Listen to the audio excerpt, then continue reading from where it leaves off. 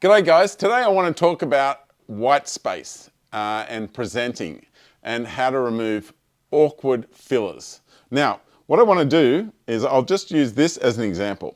I'll play Jill talking here. And let's open the content manager of TCAP CMS. So let's wait a little bit. And here we are. Okay, so it's only a small thing, but I see this happen a lot. Whether you're presenting on a big stage or whether you're recording a done video for a product owner, this is important. When you click something and it's not there, the worst thing that some people do is just silent. Nothing. They don't say anything. They just wait, and then they'll say, oh, it takes a long time to spin up the first time, just useless fillers.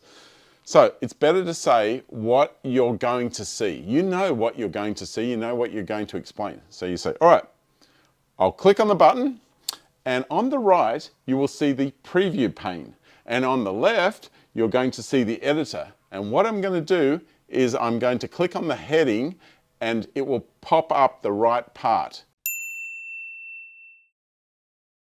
I'll click on the button, and on the right, you will see the preview pane. And on the left, you're going to see the editor. And what I'm going to do is I'm going to click on the heading and it will pop up the right part.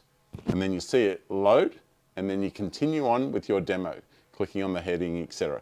It's a much cleaner way of presenting, and you hide any of your white space problems. So there's my tip.